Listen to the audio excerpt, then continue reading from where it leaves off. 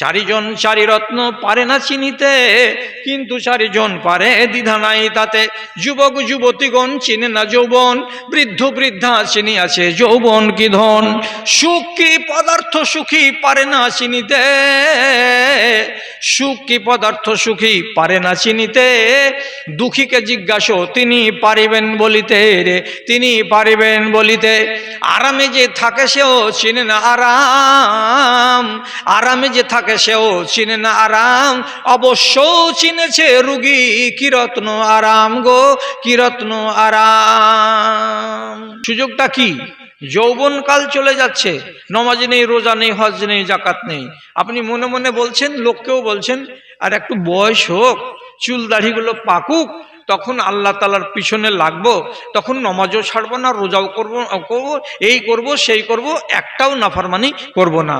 এই যে সময় নিয়ে নিচ্ছেন, তো সময়টা যে চাইছেন বা সময় নিজে নিজে নিয়ে নিলেন, আর এই সুযোগটাকে যে হাতছাড়া করে দিলেন, তো আপনি নিজে বলেন, যৌবন কালের সুযোগকে হাতছাড়া করে বুড়াতি কালে কি আপনি কুলাইতে পারবেন?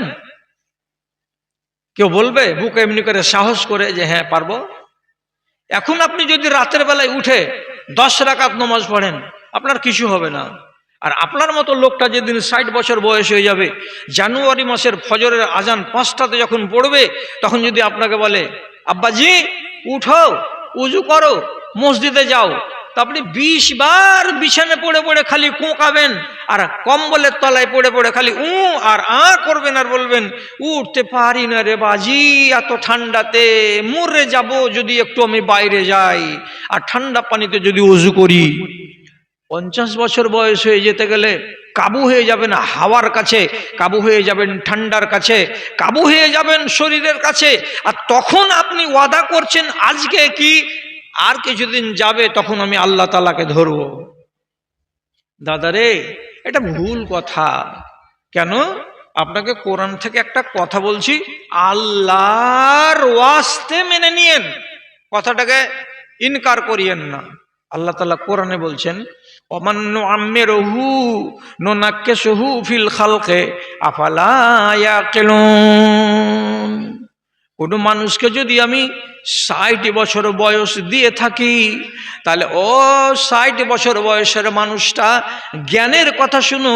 আল্লাহ তাআলা বলছেন তোমাকে যদি 60 বছর পর্যন্ত আমি বাঁচাই, তো মরবার আগে তোমাকে আর একবার আমি 1 বছরের শিশু বানাবো, 1 বছরের একটা বাচ্চা বানাবো, আর 1 বছরের বাচ্চা বানিয়ে দেওয়ার পর তোমাকে কবরে নিয়ে যাব, তাছাড়া তোমাকে আমি কবরে নিয়ে যাব না।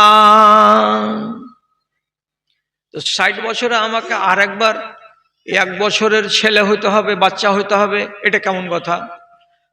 কেমন কথার মানে হলো কি, মতলবটা কি হলো জানেন? 1 বছরের বাচ্চা মুখে বলতে জানে না মা দুধ দাও, শুধু কাঁদে। তেমনি আপনার অবস্থা হতে পারে, চলতে পারবেন না, বিছানায় পড়ে থাকবেন, বৌমাকে দেখতে পেলে তার দিকে চোখ তুলে তাকাবেন, আর মুখ দিয়ে ভাষা বের হবে না, খালি করে ইশারা করে বলবেন একটু খেতে দে রে বাবা, একটু খেতে দে। 1 বছরের বাচ্চা ওকে যদি 250 টাকা দামের একটা প্যান্ট পরিয়ে দেন, আর দেওয়ার পরে কানে কানে বলেন বেটারে 250 টাকা দিয়ে তোকে শপিং মল থেকে দামি এই পায়জামাটা কিনে এনে দিলাম, পরালাম, পেশাব করিস না রে বেটা। আপনি যদি 20 বার করে আপনার 1 বছরের আদরে ছেলেটাকে বলেন এতে পায়খানা করিস না রে বেটা, কিন্তু আধা ঘন্টা পরে যদি বাচ্চাটাকে পায়খানা লাগা যায়, তাহলে ও দেখবে না যে এটার দাম 300 টাকা, ওতে পায়খানা করে দেবে, কেন? তার জ্ঞান নাই। ওতে পেশাব করে দেবে, কেন? তার বিবেক নাই, তার বুদ্ধি নাই। তো এই বাচ্চাটা যেমন নিজের জামা কাপড়ে পায়খানা করে দেয়, পেশাব করে দেয়, তেমনি 60 বছর বয়স তোমার যদি হয়ে যায় রে বান্দা, তাহলে হাজার হাজার বান্দার দিকে তোমরা তাকাও, তাদের ভেতরে কতজনকে এমন না কারা বানিয়ে রেখে দিয়েছি যারা বিছানায় পেশাব করে, বিছানায় পায়খানা করে, লুঙ্গি বদলাতে জানে না, মানুষকে ডেকে বলতে পারবে না আমাকে বাথরুমে নিয়ে চলো আমি পায়খানায় যাব। তাহলে কেমনটা হলো? একটা 1 বছরের বাচ্চা যে ব্যবহার করে, একটা 60 বছরের মানুষ সেটাই ব্যবহার করে। এই জন্য রব্বুল আলামিন বলছেন 1 বছরের বাচ্চার মতো তোমার চাল চলন সব বানিয়ে দেব, যদিও তোমার বয়স হলো এখন 60 বছর। তারপরে কবরে যাবে। এবার আপনি বলেন 1.5 বছরের বাচ্চার মতো যদি আপনার চাল চলন হয়ে যায়, 60 বছর বয়সে নামাজ পড়তে পারবেন তো? হিম্মত আছে?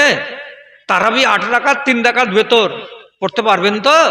সাহস আছে? সারাদিন 13 ঘন্টা না খেয়ে রোজা করতে পারবেন তো? অতখানি বুকে পাটা আছে? পারবেন না। এই জন্য কোনোদিন সুযোগকে হাতছাড়া করে বাকির ব্যবসাতে যাবেন না। এখন যৌবন কাল চলে যাচ্ছে, পাপ করে করে করে করে আর মাপ করবেন কখন? তো বলছেন যখন বয়স হবে তখন। আল্লাহ এই ভুলটা করিয়েন না জীবনে দাদারা আমার। আল্লাহ তাআলার কাছে এটা আরজি করেন, যতক্ষণ বেঁচে আছি এই সুযোগকে কাজে লাগাবো, সুযোগটাকে হাতছাড়া করব না। আমি যেগুলা কথা বলছি তো হাদিস থেকেই তো বলছি। যৌবন কতদিন থাকে দাদা? 40। আর 41 হয়ে গেলে যৌবন থাকে আর না।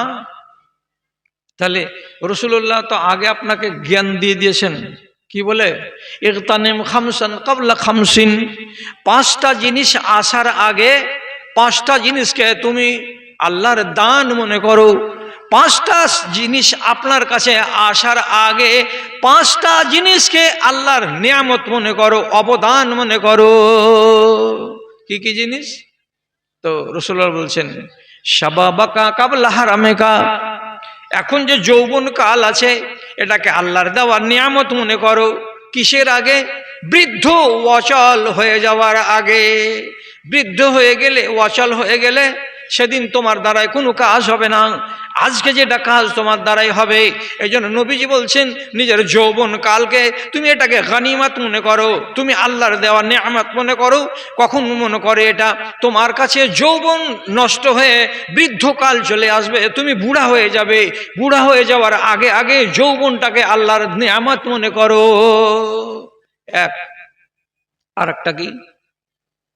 তো রাসূলুল্লাহ বলছেন শগলকা হায়াতেকা ক্বাবলা মাউতেকা। এখন বেঁচে আছেন, জীবনটাকে মূল্যবান মনে করুন। কখন? মরণ আসার আগে আগে। মরণ আসার আগে যেটা করার আছে করে নেন, করে নেন, করে নেন। যদি মরণ চলে আসে তাহলে কিছুই করা যাবে না।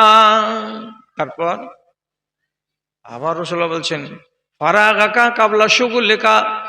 এখন ফ্রি আছে হাতটা, ব্যস্ততা নাই, ঝামেলা নাই, বিবি নেই, বাল বাচ্চা নেই, ঘর সংসারের ঝামেলা আব্বা আম্মারাই দেখে। আপনি ফ্রি আছেন, এই ফ্রি হয়ে থাকা সময়টাকে আল্লাহ তাআলা নবী বলছেন এটাকে আপনি গানিমাত মনে করেন। কখন? আপনি ব্যস্ত হয়ে যাবেন তার আগে আগে। কখন ব্যস্ত হব? যেদিন আমার বিয়ে হবে, যেদিন আমার 3টা 4টা ছেলে মেয়ে হয়ে যাবে, সেদিন আমি ফুরসত পাবো না। ব্যবসা করতে যেতে হবে, কামাই করতে যেতে হবে, বোম্বাই যেতে হবে, দিল্লি যেতে হবে। তখন আল্লাহকে ডাকার সুযোগ মিলবে না, কম মিলবে। তো আপনি যতক্ষণ পর্যন্ত ফ্রি আছেন ততক্ষণ পর্যন্ত এটাকে আল্লাহর নিয়ামত মনে করেন, আপনি ব্যস্ত হয়ে যাওয়ার আগে আগে। আর কি? এই যে টাকা পয়সাগুলো আছে, এই টাকা পয়সাগুলোকে এখনই এখনই দেওয়ার সময় আছে। আপনি যেদিন এগুলো থাকবে না টাকা, সেদিন তখন হাত চুলকাবেন আর বলবেন আজকে দেওয়ার মন করছিল জি এই মাদ্রাসাতে, মহিলা মাদ্রাসাতে, কিন্তু আজকে তো টাকা নাই।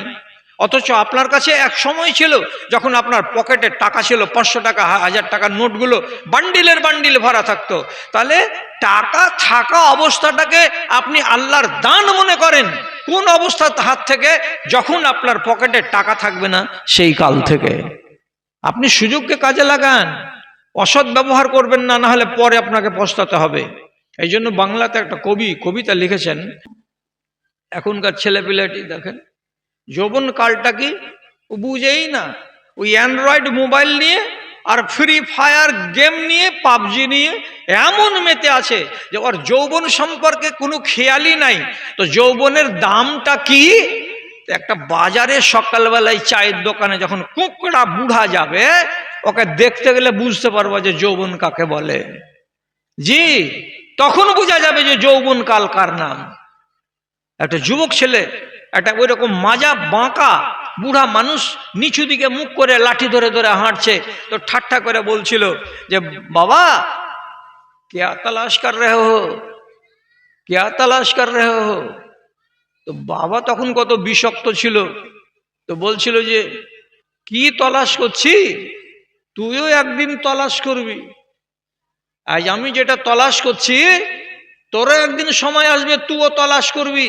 যেদিন তোর বয়স 65 বছর হবে, তোরও কোমর বাঁকা হয়ে যাবে, জমিনের দিকে তোর মুখ হয়ে যাবে, তখন তুই নিজে নিজে বলবি যে কি তলাশ করছিল বুড়াটা? আমি যৌবন তলাশ করছিলাম রে বেকুব, যৌবন কালটাকে কিভাবে বরবাদ করলাম। আর আজকে 70 বছর বয়সে যৌবনের আফসোস করে করে বলছি, তখন যেগুলো কাজ করার ছিল করিনি, আর আজকে আমি আফসোস করে করে বলছি আর আমার দ্বারাই আজকে করা হয় না। জি হ্যাঁ, ইমাম গজালি রহমতুল্লাহ আলাই উনার কিতাবের ভেতরে একটা কথা লিখেছেন, কথাটাকে যদি সোনা দিয়ে ওজন করা যায় তবুও কিন্তু কম হবে, এত মূল্যবান কথা। উনি কি বলেছেন? ও বাবা ধনেরা, ও বাবা ধনেরা, তোমরা এখনই টাইম থাকতে থাকতে আল্লাহর ইবাদত করে নাও। সময়টা যদি হাত ছাড়া করে দাও, আর একদিন তোমার মন বলবে ইবাদত করব, কিন্তু তুমি ইবাদত করতে পারবে না। কেন?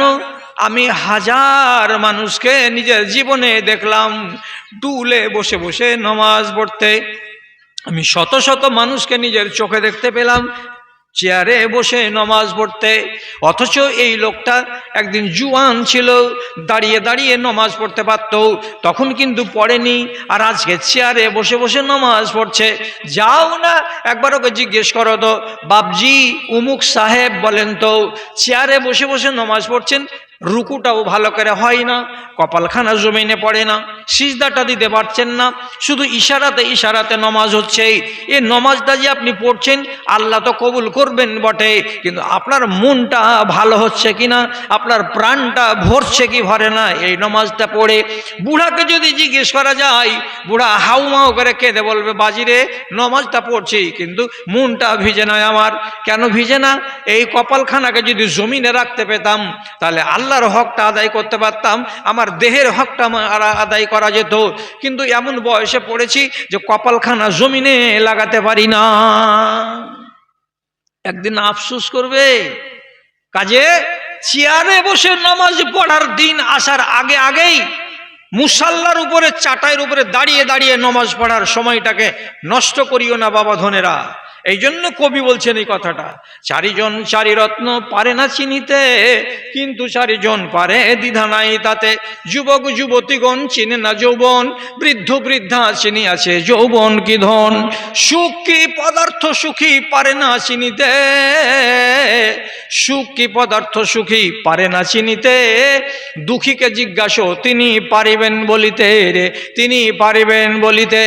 আরামে যে থাকে সেও চিনে না আরাম, আরামে যে থাকে সেও চিনে না আরাম, অবশ্য চিনেছে রুগী কি রত্ন আরাম গো, কি রত্ন আরাম। সুখ কাকে বলে আর আরাম কাকে বলে এখন বুঝতে পারছো না? একবার হসপিটালে যাও, রায়গঞ্জ হসপিটালে, সদর হসপিটালে, দেখবে লম্বা হয়ে চলে আছে, কতগুলো লোকের হাতে স্যালাইন ঢুকানো আছে, কতগুলো লোকের পায়ে ইট বেঁধে টানা দেওয়া আছে, কতগুলো লোকের ব্যান্ডেজ বাঁধা আছে। তখনই মনে পড়বে যে সুখ কাকে বলে, এই বেচারারা কত দুঃখী, আর আমি সুখী মানুষ টন টন টন টন করে চারিদিকে ঘুরে বেড়াচ্ছি, আর এই নিয়ামতের আমি কদর করতে পারছি না আল্লাহ রাব্বুল আলামিনের। তাহলে জবাবদিহি করতে হবে না? ফুরসাদকে কাজে লাগান, সুযোগকে অসৎ ব্যবহার করিয়েন না। আর ওয়াজ করবো না, কেন যে মজলিস ফাঁকা, কাকে ওয়াজ শোনাবো? ওয়াজ যদি শোনাই তো আমি তো, কেউ না থাকতে গেলেও তো এই 1.5 ঘন্টা আমি ওয়াজ শুধু চেয়ারকে আর সামিয়ানাকে আমি শুনিয়ে চলে যাব। ওইটুকু আমার ক্যালিয়ার, ওইটুকু আমার বুদ্ধি আছে, অসুবিধা আমার নেই। কিন্তু আপনাদের সাথেও তো আমাকে একটা মানানসই কাজ করে যেতে হবে। আমি শেষ কথা একটা বলছি, শেষ যেটা কথা, এরপরে আর আমি বলবো না। তাহলে এই যদি রাসূলুল্লাহ বলছেন তোমার ডান ঘাড়ে একটা ফেরেশতা আছে, তোমার ভালো ভালো কাজগুলোকে লেখে, আর তোমার বাম কাঁধে একটা ফেরেশতা আছে তোমার পাপগুলোকে লেখে। তো ডান কাঁধে যেটা ফেরেশতা আছে নেকি লিখবার কালে দেরি করবে না। আপনি যদি এখানে চলতে গিয়ে একটা বুড়া মানুষের হাত ধরে ওকে বাড়ি পর্যন্ত পৌঁছিয়ে দেন, এই যে নেকিটা হলো, সঙ্গে সঙ্গে আল্লাহর ফেরেশতা লিখে নেবে। একটা কানা মানুষকে প্ল্যাটফর্ম থেকে ধরে আপনি ট্রেনের বগিতে উঠিয়ে দিলেন, এই যে নেকিটা হলো, সাথে সাথে ফেরেশতা লিখে দেবে। কিন্তু বাম দিকে যেটা ফেরেশতা আছে এর হাত বাঁধা। আর হাত বাঁধা কেমন কেমন হাত বাঁধা? রাসূলুল্লাহ বলছেন, ইন্না সাহেবা শিমালে লা ইয়ারফাউল কালামা আনিল মুখতিয়ে সিত্তা সাআতিন। আল্লাহর বান্দারা যদি কেউ একটা পাপ করে দেয়, গুনাহ করে দেয়, জেনা করে নিল, ব্যভিচার করে নিল, গীবত করে নিল, পরনিন্দা করে নিল, কোনো একটা যদি পাপ করে দেয়, বড় একটা পাপ, তো বাম কাঁধের ফেরেশতা ওই পাপটাকে সাথে সাথে লিখতে পাবে না খাতায়। এই দাঁড়াও, লিখবে না। এটা কে করেছে? ওই যে ভাটল গ্রামের একটা মুসলমান করেছে। তো মুসলমান মানুষটা ভুলটা করে দিল, তো তার জন্য তুমি পাঠাম করে একবার কলম খুলে খাতাতে লিখতে যাচ্ছ যে আবেদ আলী এইরকম একটা অন্যায় কাজ করে দিয়েছে। লিখবা না। কতক্ষণ লিখবো না? রাসূলুল্লাহ বলছেন সিত্তা সাআতিন, 6 ঘন্টা ধরে তুমি এই পাপটা আমার বান্দার খাতায় লিখতে পাবে না। আপনি করলেন কয়টার সময় পাপটা? 9টার সময়। 6 ঘন্টা কখন হবে? 3টা যখন ঘড়িতে বাজবে তখন 6 ঘন্টা হবে। এই 3টার আগে আল্লাহর ফেরেশতা আপনার পাপটা খাতাতে লিখবে না। ওই যে কেন লিখবে না? রব্বুল আলামিন বলে দিয়েছেন, আমার বান্দা ভুল করে দিয়েছে, কাজের বেলায় করে দিয়েছে ভুল, এখনো সে বুঝতে পারেনি। 8 ঘন্টা পরে যদি তার চেতনা হয়, 1 ঘন্টা পরে যদি তার খেয়াল হয়, 2 ঘন্টা পরে যদি তার ভাবনাতে আসে, 4 ঘন্টা পরে যদি একবার সে চিন্তা করে, আর চিন্তা করে সে যদি কি করে, হায় আল্লাহ এটা কেন করলাম, 1 ঘন্টা আগে পাপটা করেছি, আর মুখ দিয়ে যদি বেরিয়ে যায় আস্তাগফিরুল্লাহ, আল্লাহ তুমি আমাকে মাফ দিও, আল্লাহ তুমি আমাকে মাফ করে দাও। যদি আমার বান্দা 6 ঘন্টার ভেতরে ভেতরে ইস্তেগফার করে নাই, তওবা করে নাই, আর আল্লাহ রাব্বুল আলামিনের কাছে ক্ষমা চেয়ে নাই, তো নবীজি বলছেন আলকাহু মিন ইয়াদিহি, বাম দিকের ফেরেশতাটা ওই বান্দার পাপটাকে যে হাতে করে নিয়েছিল এতক্ষণ, ওটাকে হাত থেকে জমিনে ফেলে দেয় আছাড় মেরে। না না না, এ পাপটা লেখা যাবে না। কেন যাবে না? যে বান্দা পাপটা করেছিল সেই বান্দা আবার আল্লাহ রাব্বুল আলামিনের কাছে সারেন্ডার হলো, আর সারেন্ডার হয়েছে ইস্তেগফার করলো, আল্লাহ তুমি আমাকে মাপ দাও বললো, এই জন্য রব্বুল আলামিন তাকে ক্ষমা করে দিলেন। সুতরাং যেখানে ক্ষমা হয়ে গেছে ওই পাপটাকে আর তার আমলনামায় লেখা যাবে না। আর যদি তওবা না করে, যদি তওবা না করে, তাহলে তার গুনহার বদলে একটা পাপ ওর খাতাতে লিখে দেওয়া হবে। এই তো হয়ে গেল হিসাব। এখন আপনাকে বলছি, আপনি 6 ঘন্টা টাইম পেয়েছেন, এই 6 ঘন্টা টাইমটাকে সুযোগ মনে করছেন না করেন না? এটা হলো প্রশ্ন। না আপনি আরো সময় নেবেন, পাপ করবেন যৌবনকালে আর মাপ চাইবেন বুড়াতিকালে, এটা করবেন না? রাসূলুল্লাহ যেভাবে বললেন যে পাপ করবে, করার পরে 6 ঘন্টার মধ্যে মধ্যে তোমাকে তওবা করার প্রতি তোমাকে মানসিকতা তৈরি করতে হবে, তোমাকে মন মিজাজ তৈরি করতে হবে, এদিকে আপনি আসবেন। সুযোগ যদি হাতছাড়া হয়ে যায়, তাহলে আমি ভাই বলে দিচ্ছি, যেটা পাপ আল্লাহ তাআলা ফেরেশতা কলমে লিখে দিবেন, সেই পাপটাকে মুছতে গেলে মুছা যাবে বটে, কিন্তু তখন আপনাকে লকড়ি কাঠি বেশি পোড়াতে হবে, এত সহজে হবে না। এখন ছিল সুযোগটা, এখন যদি খালি আপনার খাস দিলে একবার আপনি বলতেন আস্তাগফিরুল্লাহ কিংবা আস্তাগফিরুল্লাহ রাব্বি মিন কুল্লি যামবি ওয়া আতুবু ইলাইহি, যদি এই ধরনের কথা আপনার মুখ দিয়ে বেরিয়ে যেত, তাহলে খুব সহজেই ধুয়ে মুছে যেত। আর আপনি যদি এটাকে জমিয়ে নেন, তাহলে এটাকে নামাতে গেলে বেশি মেহনত আপনাকে লাগবে। কেমন বেশি মেহনত লাগবে? আপনার পাপের বয়স কত হলো? 10 বছর হয়ে গেল। আপনার পাপের বয়স কত হলো? ধরে নেন 20 বছর হয়ে গেল। তো 20 বছর ধরে একটা পাপ আপনার খাতাতে লিপিবদ্ধ হয়ে পড়ে আছে, আর আপনি এখন পর্যন্ত মাপ চাননি। এবার মাপ যদি করাতে হয় তো কতটি পাপড় বেলতে হবে আপনি আন্দাজ করেছেন? জি, মেহনত বেশি লাগবে। যেমন যেমন আপনাকে বলছি, কিছু এমন এমন জায়গা আছে যেখানে গিয়ে বান্দা হাত তুলে যদি আল্লাহ তাআলার কাছে দোয়া করে, তাহলে আল্লাহ তাআলা রদ করবেন না। উদাহরণ দিচ্ছি একটা। সাফা মারওয়া 7 বার দৌড়াতে হবে। যারা উমরা করতে যায় তারা দৌড়ায়, যারা হজ করতে যায় তারা দৌড়ায়। তো সাফা থেকে শুরু করলাম মারওয়া, মারওয়া থেকে সাফা, সাফা থেকে মারওয়া, মারওয়া থেকে সাফা করতে করতে করতে করতে সাতফিরাটা শেষ হবে মারওয়া পাহাড়ের উপরে। সাতফিরা যেমনি শেষ হবে কাবাকে এমনি করে সামনের দিকে তুলেন করেন, আর করার পরে হাত তুলে আল্লাহ তাআলার কাছে মাপ চাহেন। আল্লাহ তাআলার ওয়াদা, আমি বান্দাকে মাফ করে দিব। যদি এই গুনাহটাকে আপনি 3 বছর পরে মাফ করাতে বসেন, তাহলে যেতে হলো কোনখানে? কাবা। কিসের জন্য গেলেন? উমরা করতে। কত টাকা লাগলো? 90,000। যদি 6 ঘন্টার ভিতরে করতেন তো ভাটলে বসে বসে হয়ে যেত, আপনার গলিতে বসে বসে হয়ে যেত, রাস্তা চলতে চলতে হয়ে যেত। কিন্তু সেই সুযোগটাকে হাতছাড়া করার খেসারত আজকে কত বড় দিবেন? এতটি টাকা খরচ করে। যদি বলেন তুমি মৌলবি বলে কি তোমার সবটি কথাকে মানতে হবে? ভারতবর্ষে বসে বসে কি ওই বড় বড় গুনাহগুলোকে মাফ করা যাবে না? হ্যাঁ যাবে, যাবে, আমিও বলছি যাবে। কিন্তু এর জন্য আপনাকে কি লাগবে জানেন? যেমন হাদিসে পড়েছি তেমন আপনাকে বলছি, আরে নিজের মনে মনে আপনাকে বলছি না। হযরত আবু বকর সিদ্দিক রাদিয়াল্লাহু তাআলা আনহু হাদিসটাকে বর্ণনা করেছেন, কোন বান্দা যদি পাপ করে আর পাপ করার পরে সে যদি মনে মনে এটা চিন্তা করে যে আমি এটাকে মাফ করব, তো সে মসজিদে গিয়ে 2 রাকাত নামাজ পড়বে। সলাতুল হাজা মানে হ্যাঁ, আচ্ছা, হ্যাঁ, এটা কি মানা করবে না? তোমরা চেঁচাও, তোমরা যত বড় চেঁচাও, অসুবিধা নাই। আমি তো আর আগামী বছর আসবো না, তো আর জীবনেও আসবো না। আর তোমাকে সুনাম 20টা জালসাতে করব। হ্যাঁ, যে তোমাকে গলা এত বড় যে তোমাকে গলার আওয়াজ 1 মিনিটের লেগে বন্ধ হলো না। করো, চেঁচাও, আরো চেঁচাও। আমি আমার কাজ করছি, তুমি তোমাদের কাজ করো। কি করতে আসছিলা? তোমাদের স্বামীরা কেন পাঠালছিল তোমাদেরকে এখানে? হ্যাঁ, এইগুলা করবার লেগে আসছিল এখানে?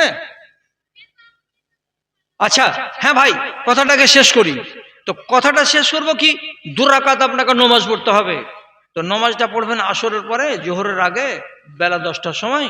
রাসূলুল্লাহ বলেছেন ওয়ান নাসু নিয়াম, দুনিয়ার মানুষ যখন ঘুমাবে, পৃথিবীর একটাও মানুষ জেগে থাকবে না। তখন কয়টা রাত? রাত্রি 12টা থেকে 1টা, 2টা, 3টা, এরকম গভীর রাত। এইরকম রাত্রিতে আপনাকে উঠে মসজিদে গিয়ে 2 রাকাত নামাজ পড়তে হবে। এখনই আগে বলছে এগুলা কোন কথা জি, এত রাতে কে মসজিদে যাবে জি? চামার শিক্ষা উঠবে তখন ভয় লাগবে। বল নিভিয়ে যেতে হবে, অন্ধকারে বসতে হবে।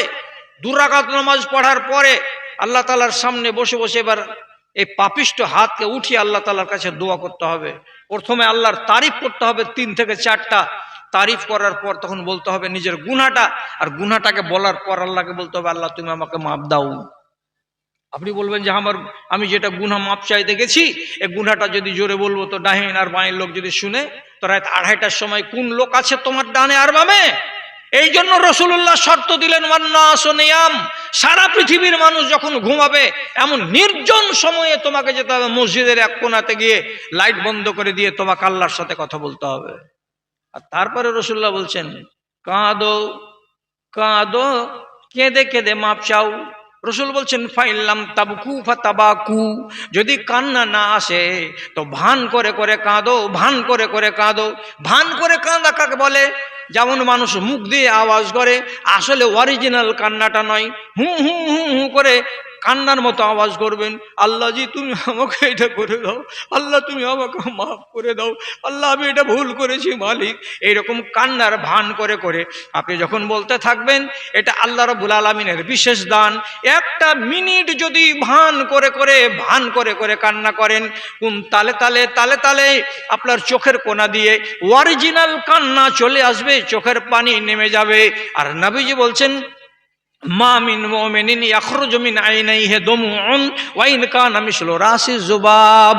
কোন মুসলমানের চোখের কোনা দিয়ে যদি একটা মাছির মাথার সমপরিমাণ পানি আল্লাহর ভয়ে বের হয়ে যায়, সুম্মা সাব্বা আলা হুররি ওয়াজহি, তারপরে পানির ফোঁটাটা চোখ থেকে গড়ে যদি গাল পর্যন্ত নেমে আসে, তো নবীজি বলছেন হারামাল্লাহু আলাইহিন নার, ওই মানুষটার উপরে জাহান্নামের আগুনকে হারাম করে দেওয়া হয়। জি, নকল কান্না করতে গেলেন, আসল কান্না চোখের কোনায় চলে এসেছে, খেয়াল করতে পারেননি, ওই তালে তালে বলে নিলেন আল্লাহ আমি 3 বছর আগে এই পাপ করেছিলাম, তুমি আমাকে মাপ দাও। আপনি বলে নিলেন, কান্নাও করে নিলেন, এবার মনে মনে তাসাল্লি করবেন আল্লাহ আমার গুনাহ মাফ করেছে। তাহলে এই গুনাহটা মাফ করাতে কতটি কাজ করতে হলো? রাত 1টার সময় উঠতে হলো, বিছানা ছাড়তে হলো, অজু বানাতে হলো, ওয়ার টাইমে মসজিদে যেতে হলো, তারপরে বল নিভিয়ে দিয়ে নির্জনে বসে নামাজ পড়তে হলো, তারপরে আল্লাহ তাআলার কাছে কাঁদতে হলো, কাঁদার পরে আল্লাহকে বললাম, তখন আল্লাহ তাআলা আমাকে মাপ দিলেন। আর এখন কি ছিল? আপনি করলেন বেলা 10টাতে গুনাহ, আর 4টা বেলা বাজার আগে আগে 6 ঘন্টার আগেই যদি আপনি ইস্তেগফার করে দেন, তাহলে খালাস হয়ে যেত। কিন্তু সুযোগকে আপনি কাজে লাগাচ্ছেন না, এটা হলো আমরা বেকুব ইনসান। কাল আসার আগে যৌবনকালে কিছু করার থাকে তো করে নেন, আশাই পড়ে থাকিয়েন না। পাপ যদি থাকে, অন্যায় যদি কিছু থেকে থাকে, সময় মতো সেটাকে ঘাট থেকে নামিয়ে নেন। আগামী দিনে সুযোগ পাবো তখন নামাবো, এই ভ্রান্ত বিশ্বাস নিয়ে বসে থাকিয়েন না। কিছু যদি ভালো কাজ করার আপনার সংকল্প থাকে মনের ভিতরে, তাড়াতাড়ি সেই কাজটাকে করে ফেলে দেন। আগামীতে বেটির বিয়ে দিব আর বেটার বিয়ে দিব, দেওয়ার পরে তখন এই কাজটা করব, এইরকম সংকল্প মনে মনে রাখিয়েন না। আল্লাহ আপনাদের সুযোগ দিক, সুমতি দিক।